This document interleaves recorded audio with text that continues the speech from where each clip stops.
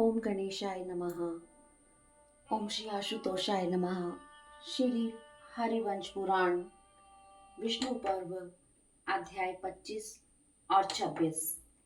अक्रूर का ब्रज में आकर भगवान श्री कृष्ण को देखना और उनके विषय में अनेक प्रकार की बातें सोचना। अध्याय 26। अक्रूर का गोपों के लिए कंस का आदेश सुनाना और वसुदेव देवकी की दयनीय दशा बताकर श्री कृष्ण बलराम को मथुरा चलने के लिए प्रेरित करना। मार्ग में यमुना जी के जल में आश्चर्य में नागलोक एवं भगवान अनंत तथा उनकी गोद में श्री कृष्ण का दर्शन। अध्याय 25। वैशंपायन जी कहते हैं, जन्मेजय, उस दिन जब सूर्यदेव अस्ताचल को जाने लगे, उनकी किरणें मंद हो गई। पश्चिम के आकाश में संध्या की लाली छा गई। चंद्रमा का श्वेत पीतमंडल उदित होने लगा। पक्षी अपने नेड़ों में विश्राम करने लगे। श्रेष्ठ याज्ञिकों ने जब अग्नि प्रज्वलित कर दी, संपूर्ण दिशाएं सब ओर से जब कुछ कुछ अंधकार से आवृत हो गई, ब्रजवासी सोने की तैयारी करने लगे। गीदड़ियां बोलने लगी। मांसाहार की अभिलाषा रखने वाले निशाचर हर्ष में भर गए। धूप से तपे हुए इंद्रगोप नामक कीड़ों को आनंद देने वाला और वेदों के सब अध्याय को बंद करने वाला प्रदोष काल जब आ पहुंचा, जब सूर्यदेव संध्या रूपणी गुफा में प्रविष्ट हो गए, तब गृहस्थों के लिए हवनीय घृत या दुग्ध को आग पर रखने की बेला आ पहुंची। वनवासी वानप्रस्थ जब मंत्रों द्वारा अग्नि में आहुति देने लगे, जब गौएं वन से लौटकर व्रज में आ गई और उनका दूध दूह लिया गया, जिनके बछड़े बंधे थे और जो स्वयं भी लंबी रस्सियों में आबद्ध थी, वे धेनुएं जब बार बार रंभाने लगी, गौओं को बुलाते हुए गोपगण जब सब और कोलाहल करने लगे, जब बांधने के लिए गौओं को हाँक कर ले जाया जाने लगा, काष्ठ के भार से झुके हुए कंधों वाले गोप जब घर आकर सब ओर फैले हुए सूखे गोबर के चूरों को सुलगाने लगे, किंचित उदित हुए चंद्रदेव जब अपनी मंद किरणों से ही प्रकाशित हो रहे थे, दिन चले जाने पर थोड़ी सी ही रात का आगमन हुआ था। दिन की पूर्ण समाप्ति होकर रात्रि के प्रथम पहर का अभी आरंभ हुआ था। सूर्य का उष्ण प्रकाश अस्त होकर चंद्रमा का शीतल प्रकाश उपस्थित हुआ। जिस समय अग्निहोत्र की सुगंधित सब ओर व्याप्त हो रही थी, स्वभावतः सौम्य चंद्रदेव उदित हुए। जब संपूर्ण जगत में अग्निपोषात्मक संधि का समय वर्तमान था, जब पश्चिम में अग्नि के समान संध्या काल का अरुण प्रकाश फैला था, तथा पूर्व में भी लाल कमल के समान कांति वाले चंद्रमा की कुमकुम जैसी प्रभा फैली हुई थी, और उन दोनों दिशाओं के अरुण प्रकाश से जब आकाश उभय पार्श्व से दग्ध हुए पर्वत के समान प्रतीत हो रहा था और उसमें कुछ कुछ तारे प्रकट हो गए थे, ऐसे समय में घर लौटने की इच्छा वाले पथिकों को बंधुओं से समागम होने की सूचना सी देने वाले पक्षियों के साथ साथ दानपति अक्रूर अपने रथ द्वारा शीघ्र ही ब्रज में आ पहुंचे। ब्रज में प्रवेश करते ही अक्रूर वहां के लोगों से बारंबार श्री कृष्ण, रोहिणी नंदन बलराम तथा गोप नंद का निवास स्थान पूछने लगे। तत्पश्चात देवोपम कांति से युक्त महाबली अक्रूर उस रथ से उतरकर निवास के लिए नंद गोप के घर में प्रविष्ट हुए। उस समय उनके मुख पर पूर्ण हर्ष छा रहा था। नेत्रों से प्रेम के आंसू बह रहे थे। नंद के द्वार पर पदार्पण करते ही उन्होंने देखा, गौओं के दूहने के स्थान में श्री कृष्ण बहुत से बछड़ों के बीच में खड़े हैं। वे ऐसे जान पड़ते हैं मानो बछड़ों सहित सांड खड़ा हो। उन्हें देखते ही धर्मज्ञ अक्रूर हर्ष भरी गदगद वाणी द्वारा बोले, तात केशव, यहाँ आओ। जिन्हें शिशव अवस्था में उतान सोते देखा सुना था, उन्हीं श्री कृष्ण को पुनः अनुपम शोभा से संपन्न अव्यक्त यौवन अवस्था में देखकर अक्रूर उनकी भूरी भूरी प्रशंसा करने लगे। ये ही वे सिंह और व्याघ्र के समान पराक्रमी कमल नयन श्री कृष्ण दिखाई देते हैं, जिनकी अंग कांति जल से भरे हुए जलधर की भांति श्याम है और शरीर की ऊंचाई श्रेष्ठ पर्वत के समान प्रतीत होती है।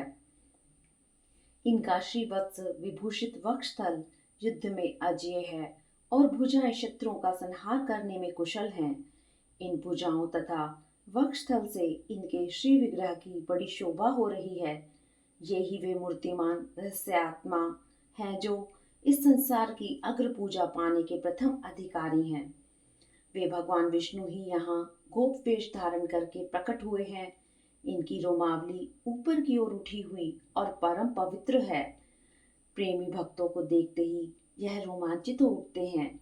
जिस पर किरीट धारण करने का चिन्ह है तथा जहाँ छत्राकार कांति प्रकाशित हो रही है, उस मस्तक से और उत्तम कुंडल पहनने योग्य दोनों कानों से ये विभूषित हो रहे हैं। हार पहनने योग्य ऊंची और चौड़ी छाती से तथा गोलाकार दो विशाल भुजाओं से इनकी बड़ी शोभा हो रही है। इनका श्री विग्रह उस यौवन और पौगंड अवस्था की संधि में पहुंचा हुआ है जहाँ कामदेव को आश्रय मिलता है। यह विग्रह सहस्त्रों स्त्रियों द्वारा परिचर्या प्राप्त करने योग्य है। ऐसे दिव्य शरीर पर दो पीत वस्त्र धारण किए ये ही वे सनातन विष्णु यहाँ विराजमान हैं, जो पृथ्वी के आश्रयभूत हैं तथा तीनों लोगों को आक्रांत करने में समर्थ हैं।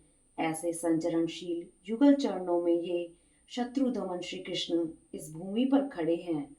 इनका एक हाथ, जिसका अग्रभाग बहुत ही सुंदर है, चक्र से चिन्हित सा दिखाई देता है। दूसरा उठा हुआ हाथ गदा से संयुक्त होना चाहता है। यही परब्रह्म परमात्मा के प्रथम पद हैं, जो यहाँ जगत के कल्याण के लिए अवतीर्ण हुए हैं।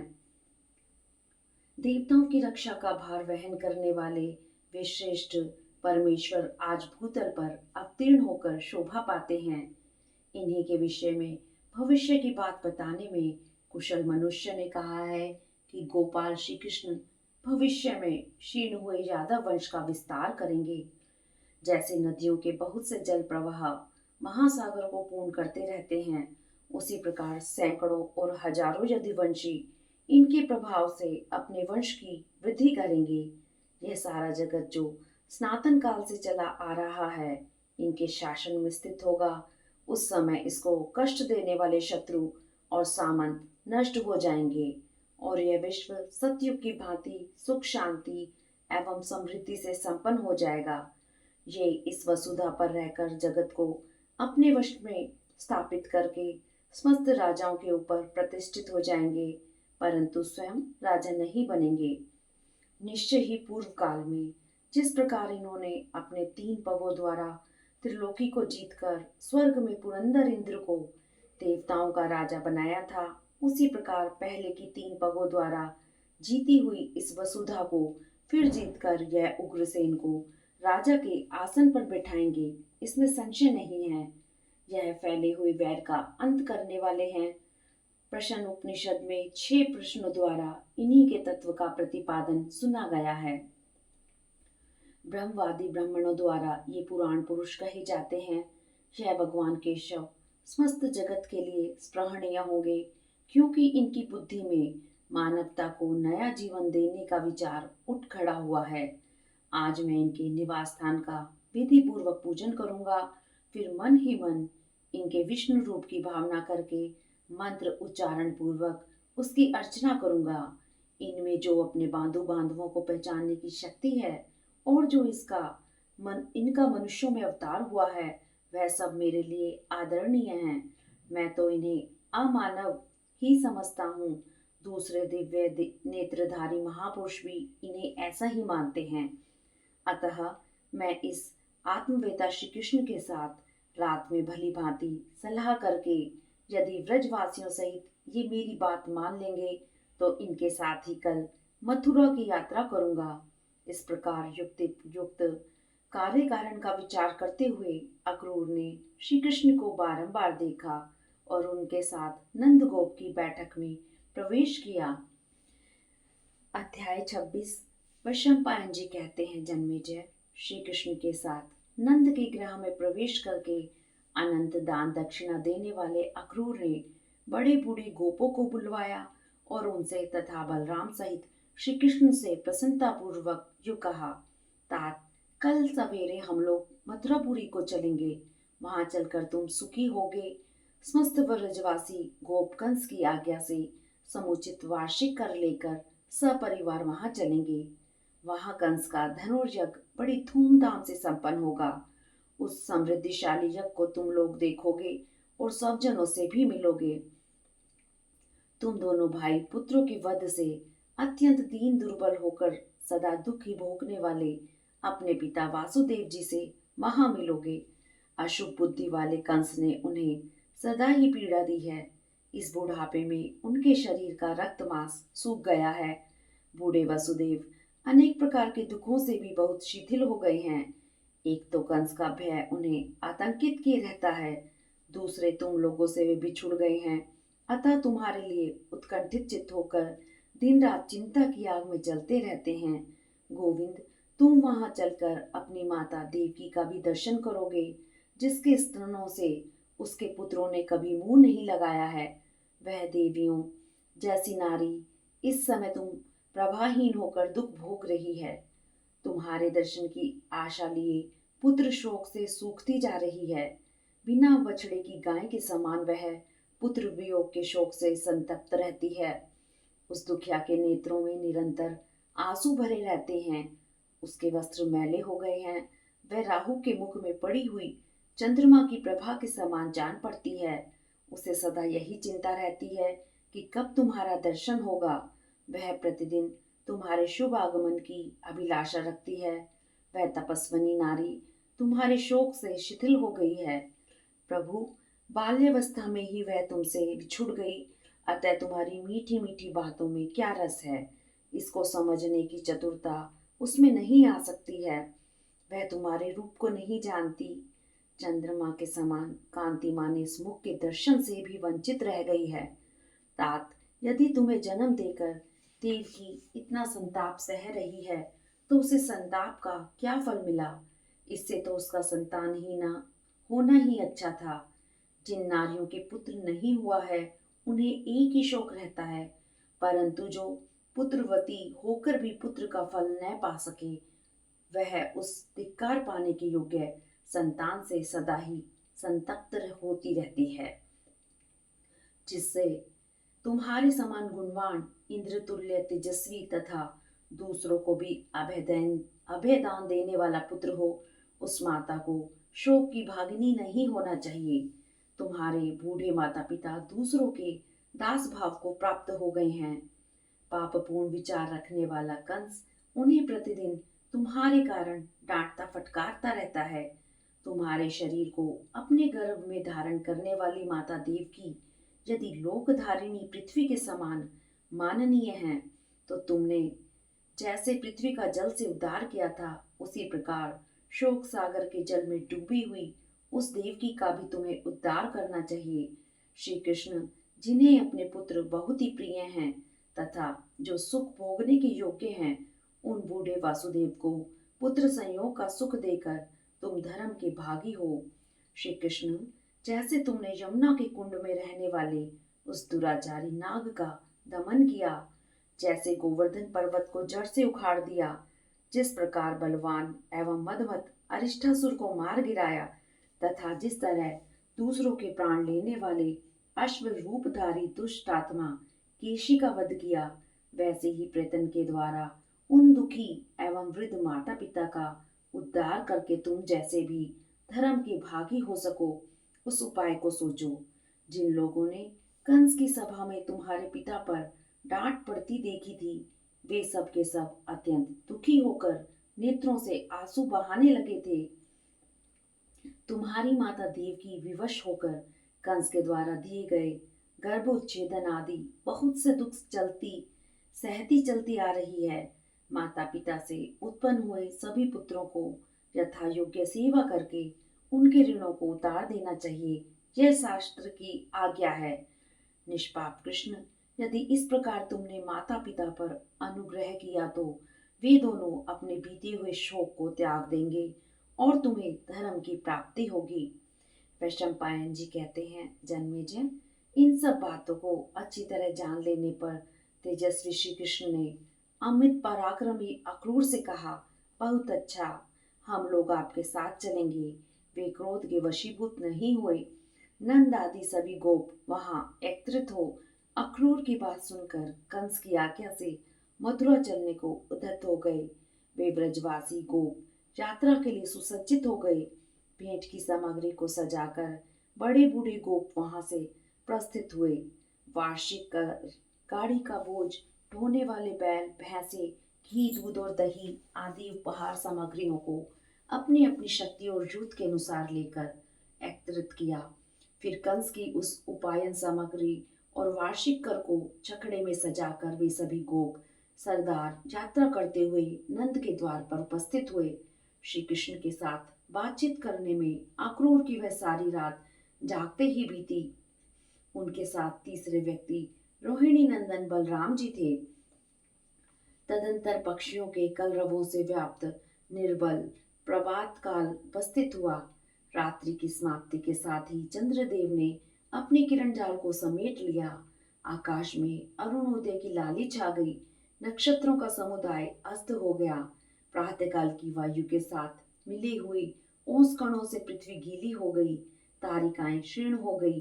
वे सोई हुई सी भांति अपनी प्रभा खो बैठी। सूर्योदय होने के साथ ही निशा का रूप अदृश्य हो गया। शीत रश्मि चंद्रमा की किरणें शांत हो गई और शांत होने के कारण वे प्रभाहीन हो गई। चंद्रमा अपने रूप को अदृश्य करने लगा और सूर्य अपने तेज को बढ़ाने लगा। व्रत से बाहर जाने के मार्गों की भूमि पर गौएं सब ओर फैल गई। मथानी घुमाने से दही के भरे मटकों में घर घर ध्वनि होने लगी। नौजवान बछड़े रस्सियों से बांधकर सधाए जाने लगे। वृक्ष की गलियां सब ओर से गोपों द्वारा भर गई थी। ऐसे समय में छकड़े पर रखे हुए दही दूध के भारी भारी भांडों को पीछे करके गाड़ी हाँकने वाले गोप तीव्र गति से चल दिए। श्री कृष्ण, बलराम और अमित दक्षिणा देने वाले दानपति अक्रूर, ये तीनों त्रिलोकपतियों के समान रथ पर बैठकर चल रहे थे। यमुना जी के तट पर पहुंचकर अक्रूर ने श्री कृष्ण से कहा, भैया, रथ को यहीं खड़ा करो और घोड़ों को काबू में रखने का प्रयत्न करो। घोड़ों को दाना घास देकर इनके पात्र और रथ की विशेष यत्न पूर्वक देखभाल करते हुए एक क्षण तक मेरी प्रतीक्षा करो, जब तक मैं यमुना जी के इस कुंड में प्रवेश करके दिव्य भागवत मंत्रों द्वारा संपूर्ण जगत के स्वामी नागराज अनंत की स्तुति कर लूं। वे गुह्य स्वरूप भागवत देवता हैं, संपूर्ण लोकों के उपादक एवं उन्नायक हैं। उनका मस्तक कांतिमान स्वस्तिक चिन्ह से अलंकृत है। वे सर्व विग्रहधारी भगवान अनंत देव सहस्त्र सिरों से सुशोभित तथा नील वस्त्र धारण करने वाले हैं। मैं उन्हें प्रणाम करूंगा। स्वस्तिक के आश्रयभूत श्री विभूषित नागराज शेष का दर्शन करके मैं उन धर्मदेव का जो विष होगा उसे अमृत के समान मानकर पी जाऊंगा। ठीक उसी तरह जैसे देवता लोग अमृत पीते हैं, वहां भगवान शेष के समीप सर्पों का समुदाय शांति के लिए उपस्थित होगा। मैं नागराज के इस उत्तम हद से लौटकर जब तक न जाऊं तब तक तुम दोनों भाई एक साथ मेरी राह देखते रहो। तब श्री कृष्ण ने हर्ष में भरकर उनसे कहा, धर्मिष्ठ महापुरुष, जल्दी जाओ और लौटो। हम दोनों तुम्हारे बिना यहाँ नहीं बैठे रह सकेंगे। तब अमित दक्षिणा देने वाले अक्रूर ने यमुना जी के जल में जाकर गोता लगाया। वहां उन्हें इसी लोक की भांति रसातलवर्ती नागलोक का स्पष्ट दर्शन होने लगा। उस लोक के मध्य भाग में सहस्त्र सिरों से सुशोभित शेष का दर्शन हुआ। उनके पास सुवर्ण में ताल चिन्हों से युक्त ऊंची ध्वजा फहराती थी। उनके एक हाथ का अग्रभाग हल से सटा हुआ था और उधर मूसल से टिका हुआ था। उनका शरीर गोर और आसन श्वेत वर्ण का था। उनके श्रीअंग नील वस्त्र से आवृत थे। उन्होंने एक ही कान में एक कुंडल धारण कर रखा था। वे मतवाले से होकर सोए थे। उनके नेत्र विकसित कमल दल के समान मनोहर थे। वे अपनी ही देह से कल्पित सर्प शरीर में विस्तृत एवं शुभ्र आसन पर सुंदर ढंग से विराजमान थे। पृथ्वी को धारण करने वाले भगवान अनंत दो स्वस्तिक एवं वराह चिन्ह से विभूषित थे। उनके मस्तक पर सोने की कलंगी से विभूषित मुकुट बाई ओर कुछ झुका हुआ शोभा दे रहा था। वक्षस्थल स्वर्ण में कमलों की माला से आच्छादित था। सारे अंगों में रक्त चंदन का लेप लगा हुआ था। उनकी भुजाएं बड़ी बड़ी थी। वे शत्रुओं का दमन करने में समर्थ थे। उनकी अंग कांति श्वेत वर्ण वाले विष्णु की शुक्ल प्रभा तथा श्वेत बादलों की आभा के समान थी। अपने ही प्रकाश से उनका तेज प्रज्वलित हो रहा था। अक्रूर ने देखा एकार्णव के स्वामी तथा सर्पों के रक्षक भगवान शेष विराज रहे हैं और वासुकी आदि नागराज उन प्रभु की पूजा कर रहे हैं। कंबल और अश्वतर नाग हाथों में चवर लेकर धर्मासन पर विराजमान भगवान अनंत देव को हवा कर रहे थे। उनके निकट करकोटक आदि अन्य सर्प जातीय मंत्रियों से घिरे हुए नागराज वासुकी सुशोभित हो रहे थे। उन्हें क्रमशः यह दिखाई दिया कि सेवकों ने कमल से ढके हुए मुख वाले दिव्य सुवर्णमय घटों द्वारा एकार्णव के जल से नहाए हुए नागराज शेष को पुनः नहलाया है। उन शेष जी की गोद में उन्होंने पीतांबरधारी भगवान विष्णु को सुखपूर्वक विराजमान देखा। उनके श्रीअंगों की कांति मेघ के समान श्याम थी तथा उनका वक्षस्थल श्रीवत्स चिन्ह से आच्छादित था। वहीं चंद्रमा के समान घोर विग्रह वाले दूसरे प्रभावशाली देवता दिखाई दिए जो संकर्षण से मिलते जुलते थे। वे उस दिव्य बिस्तर के बिना ही वहां बैठे थे। अक्रूर ने सहसा वहां श्री कृष्ण से बातचीत करने की चेष्टा की, परंतु श्री कृष्ण ने अपने तेज से उनकी वाणी को स्तंभित कर दिया। सर्पों के स्वामी उन अविनाशी भागवत देव की महिमा का अनुभव करके अमित दक्षिणा देने वाले दानपति अक्रूर आश्चर्यचकित होकर पुनः जल से ऊपर उठे। उठकर उन्होंने देखा कि बलराम और श्री कृष्ण दोनों वहीं रथ पर बैठे हैं और एक दूसरे की ओर देख रहे हैं। उन दोनों के रूप अद्भुत हैं। तब अक्रूर ने पुनः कौतूहलवश वहां जल में गोता लगाया और पुनः वे वहीं जा पहुंचे जहां गोर मुख वाले नीलांबरधारी भगवान अनंत देव पूजित हो रहे थे। फिर उसी प्रकार उन सहस्त्र मुखधारी शेषनाग की गोद में बैठे हुए भगवान श्री कृष्ण को भी अक्रूर ने देखा जो उस समय पूजित हो रहे थे।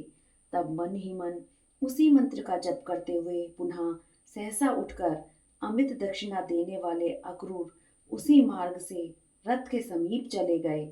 तब हर्ष में भरे हुए श्री कृष्ण वहां खड़े हुए अक्रूर के पास आए और पूछने लगे, कहिए उस भागवत हर्द में नागलोक का वृतांत कैसा रहा? आपने तो ध्यान के ही व्यास संग से बहुत देर लगा दी। मैं समझता हूँ आपको वहां कोई आश्चर्य की बात दिखाई दी है, तभी आपका हृदय स्थिर भाव से ध्यान में लगा रहा है।